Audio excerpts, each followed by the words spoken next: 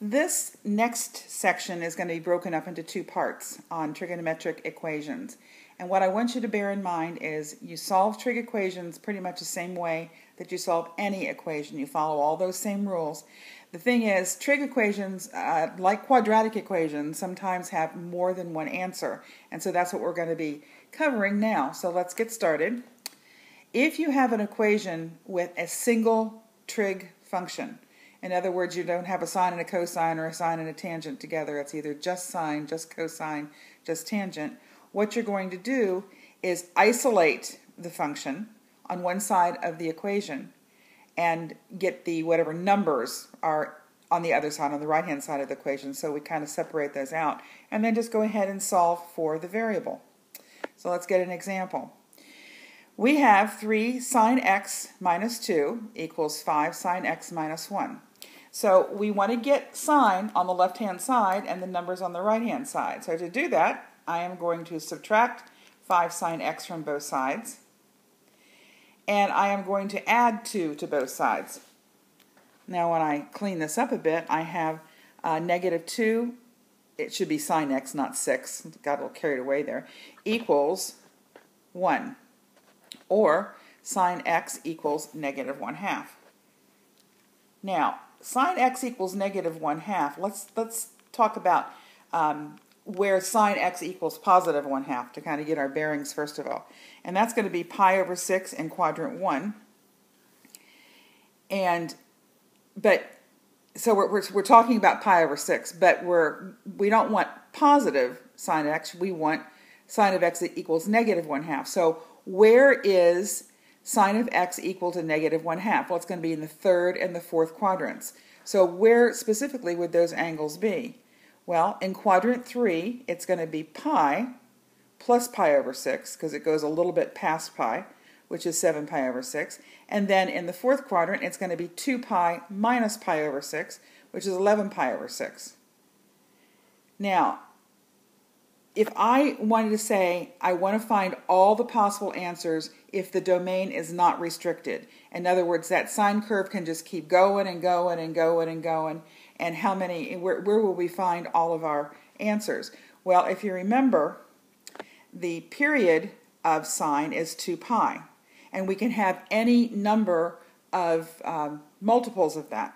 So if n is any integer, then 7 pi over 6 plus 2n pi would capture all of the possible values of x, all the way from negative infinity to positive infinity. And also, if we have x is 11 pi over 6 and we add 2n pi to that, then that once again takes care of all those possibilities. So that's if we don't have any restrictions. All right, so go ahead and do your checkpoint number 1. Next, we have equations involving multiple angles. And this means a multiple of an angle, which you're going to have a number in front of the x for sine of x or tangent of x or whatever. And that number can be a number greater than 1 or less than 1. If we have tangent of 3x, that is going to be, the 3 is a number greater than 1, and sine of x over 2 is a number that is between 0 and 1, which is 1/2. So if I have, we have an example. I want to solve this, tangent of 3x equals 1, but I want to restrict my answer. I don't want it to go on and on forever. I want to restrict my answer to between 0 and 2 pi. Okay? Now, the period for the tangent is pi. Period for sine and cosine is 2 pi. So in that interval, we know that tangent is 1 at pi over 4.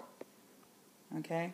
So I'm going to think of this as tangent of theta. I'm using theta as just a general angle. So tangent of theta equals 1, where theta is pi over 4. But we're not using theta, we're using 3x. If you notice, we have 3x is the same as theta. So we're going to replace our theta with 3x equals pi over 4 plus n pi. Pi over 4 because that's where the first one is going to be. But then we have a chance that we're going to have more answers because now our curve is going to go back, is going to go through one in more than one place. So I'm going to say this is, now I'm solving for x, so I have to divide everything by 3. So I'll have pi over 12 plus n pi over 3. And that's what I'm going to use to see how many times or how many places I can get this equal to pi over 4. So we're going to move on to the next page and just copy what we just wrote down. Okay, I am going to change this to a common denominator of 12. This is just to make it easier to do the arithmetic. So x is going to be pi over 12 plus 4n pi over 12. And remember, I want to keep my answers between 0 and 2 pi. So what I'm going to do now that I have my equation here, and when I get to 2 pi I want to stop, I don't want to go over. So if I plug in 0 for n, then x is going to be pi over 12. If I plug in 1 for n, then I'm going to have pi plus 4 pi over 12, which is 5 pi over 12. And every time I do this, I want to check, is that bigger than 2 pi? Is it time to stop? No, it's not, so we're going to go on. N equals 2, then x is going to be 9 pi over 12, which can reduce to 3 pi over 4. And I'm still not bigger than 2 pi, so I move on. N is 3, and when n is 3, x is going to be 13 pi over 12. Well, we're a little over 1, but we haven't hit 2 yet.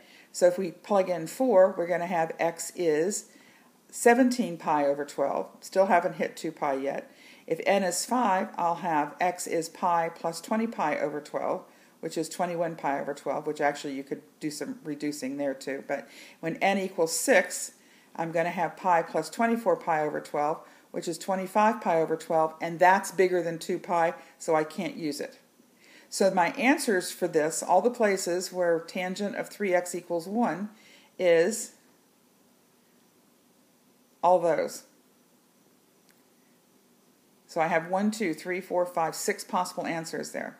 Now if you would put tangent of 3x in your calculator and y equals 1 in your calculator, you will see how many times that goes through your graph, if you want a visual on that. Okay, here's another example.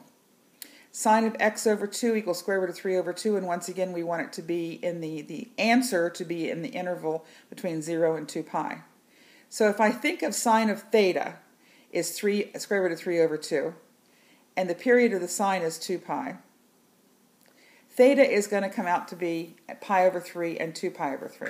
That's where sine is positive. So square root of 3 over 2 would give us a theta of pi over 3 and 2 pi over 3. So I need to test out both of these. And if I have, now we don't want sine of theta, we want sine of x over 2, so I'm going to substitute x over 2 for theta and solve for x. So I multiply, oops, I have to have my plus 2n pi, multiply both sides by 2, and I get 2/3 pi plus 2/3 pi over 3 plus 4n pi, which will work its way down to 2 pi plus 12n pi over 3. Okay, and the other one, x over 2 equals 2 pi over 3. We do the arithmetic here. We'll have x equals 4 pi over 3 plus 4n pi. So these are the two things we're going to test out with our values of n. Okay, that just makes it a little easier. Okay, so n equals 0 would give us x equals 2 pi over 3. N equals 1, we get x is 14 pi over 3, and 14 pi over 3 is bigger than 2 pi, so we can't use that. So that's the only answer for that side. On the other side, if n equals 0, x equals 4 pi over 3. And if n equals 1, x equals 16 pi over 3, which is too big. So our two answers for this problem are x is 2 pi over 3 and x is 4 pi over 3. All right, now you have your checkpoint number 3. All right, let's talk about quadratic formulas. And the quadratic equation is au squared plus bu plus c equals 0. All right, and I'm using u here because I don't want to use x, because we continuously use x like cosine x, sine x, tangent x, and I want to make sure that we're not misrepresenting anything or getting any confusion here. Okay, and of course a cannot be equal to 0 or we wouldn't have a quadratic. Okay, so here's our example. 2 cosine squared x plus cosine x minus 1 equals 0.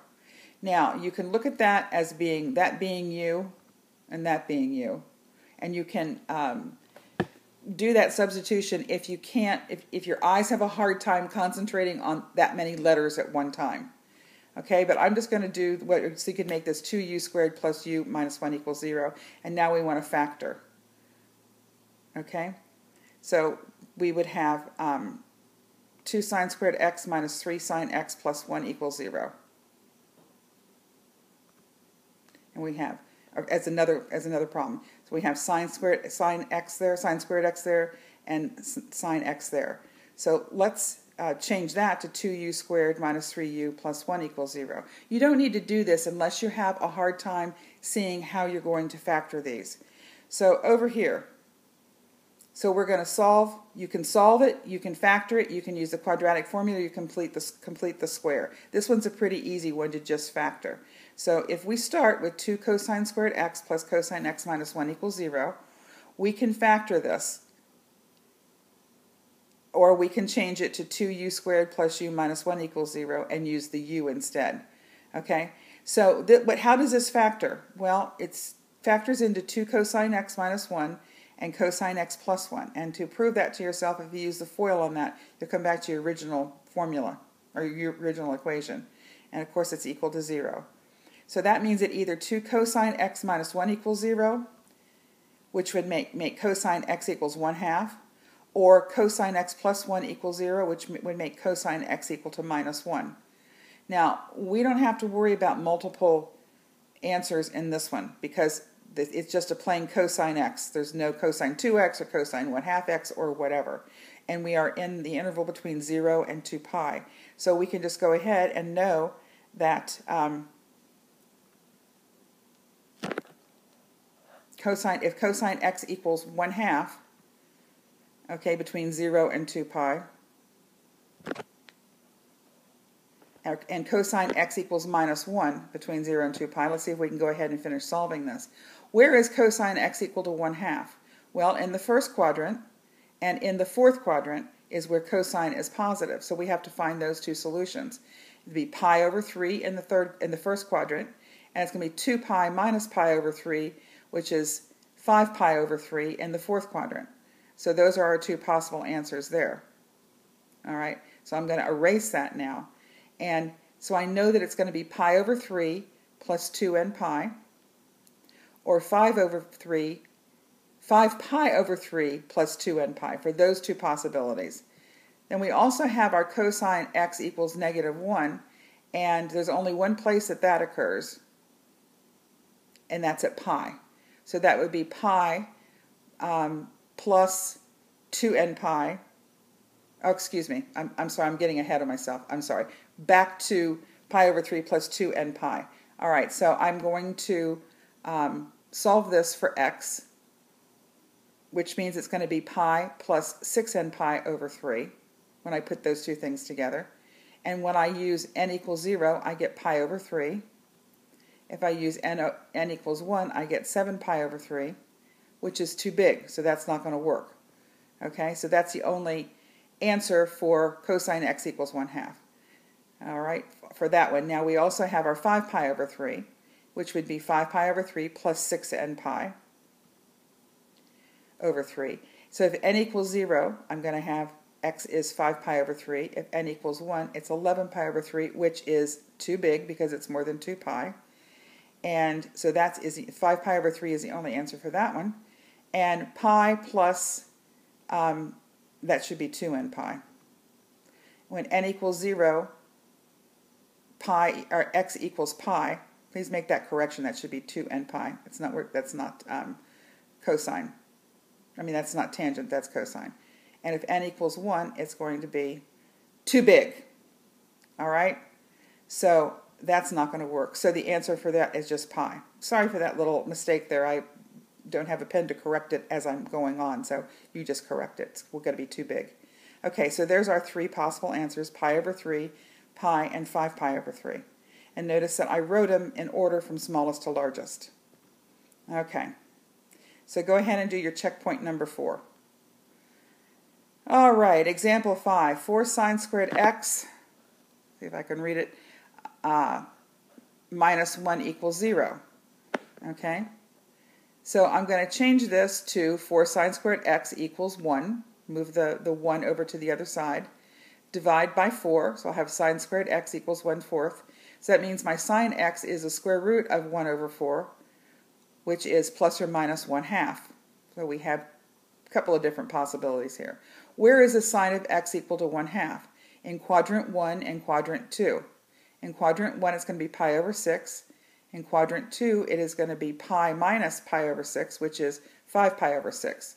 So there's our two values for sine of x is 1/2. Sine of x equals negative 1/2, well that's going to be in quadrant 3 and quadrant 4, and we're dealing with our pi over 6 value, so it'll be pi plus pi over 6 in the third quadrant, which is 7 pi over 6, and in the fourth quadrant it's going to be 2 pi minus pi over 6, which is 11 pi over 6. So there's our 4 possibilities, or actually our 4 answers. Now let's see if we pick up any more answers, just for kicks, just to see this. All right, so we're going to have pi over 6 plus 2n pi equals pi plus pi over 12 pi over 6. Tangling up my tongue this evening. All right, and in general, that is where all the possible answers would be. Okay, and we want to keep it so that it stays within our 0 to 2 pi interval. All right, so it can't go outside of that. We don't really have to worry anymore about it. So we have pi over 6, 5 pi over 6, 7 pi over 6, 11 pi over 6. All right, so do your checkpoint number 5. Okay, we're going to use factoring to separate different functions. We're going to have more than one function in our equation. So we'll have tangent x sine squared x equals 3 tangent x. What I'm going to do is move everything to the left-hand side and set it equal to 0. Now what I'm going to do is factor out a tangent x. And when I factor out a tangent x, I have tangent x times the quantity sine squared x minus 3 equals 0.